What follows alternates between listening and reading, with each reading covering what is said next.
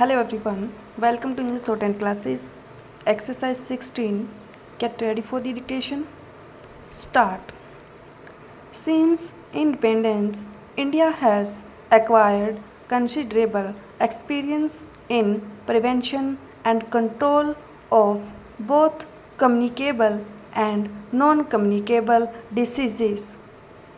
While we could successfully eradicate many deadly diseases like smallpox and guinea worm and are on the verge of eliminating leprosy, we are now facing the problem of resurgence of serious communicable diseases like malaria and tuberculosis.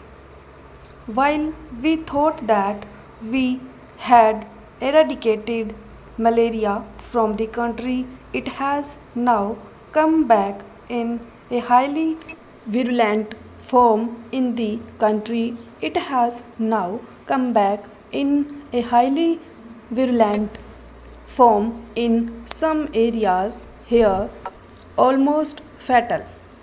So far as TB is concerned, roughly about 15 million Indians are infected with the disease, and every year more than 1.2 million are getting added.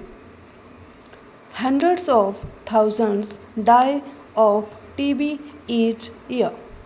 However, the most serious public health challenge that the country is facing today is of HIV/AIDS that is just a decade old in this country. AIDS is a global problem, sadly, with a strong Indian dimension. More than 20 out of 100 adults in Africa face death in the next 10 years. In one African country, population growth will halt in the next 4 years. In another African country, life expectancy will drop from a high of 61 years in 1990 to only 41 years next year. What is happening? What is happening is being compared by senior United Nations public health officials to the fatal plague that wiped out one third of Europe's population in the 14th century. According to the South African government, 14% of their population of 32 million is infected with HIV, which leads to AIDS and death, and 1500 more are daily diagnosed with the virus.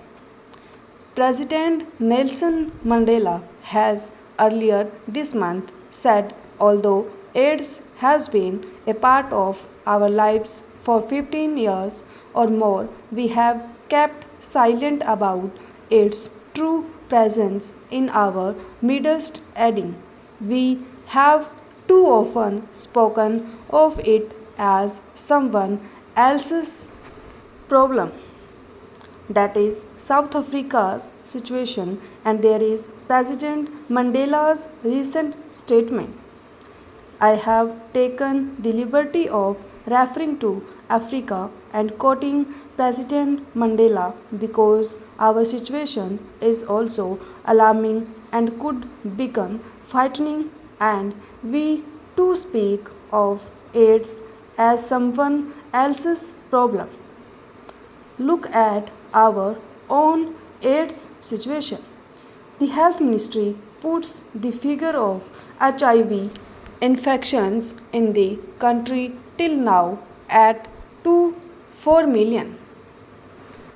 Because HIV affliction take till 10 years in healthy circumstances to blow into AIDS, and AIDS patients live till 2 more years.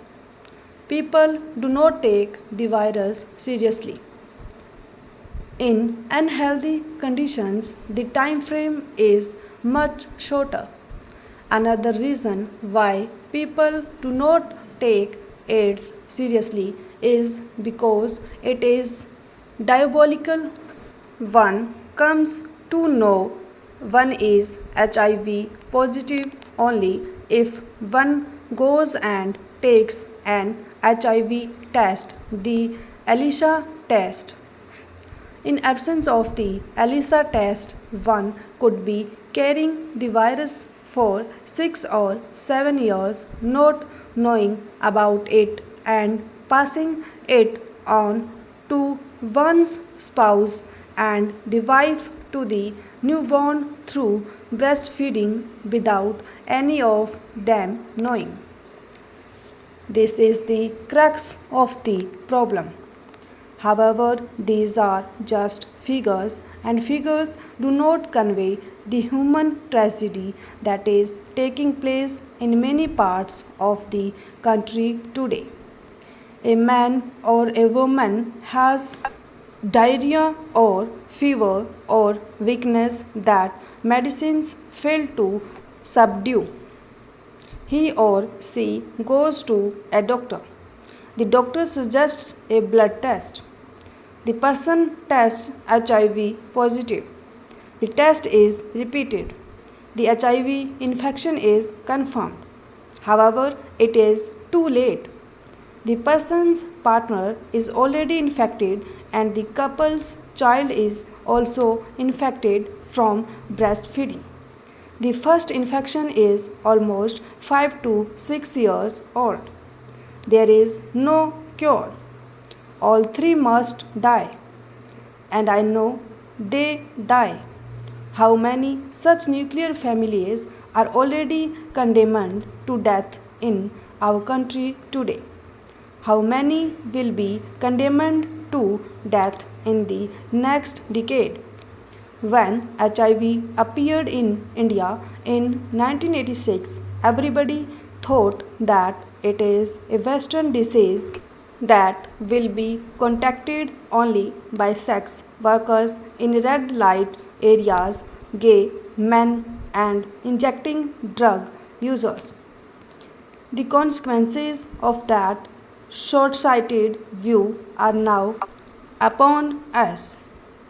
In India, sexually transmitted diseases are already a serious problem, and what is significant, nearly 40% of such diseases occur in the middle class segment of our population. Most significantly, persons already suffering from sexually transmitted diseases are more prone to HIV infections.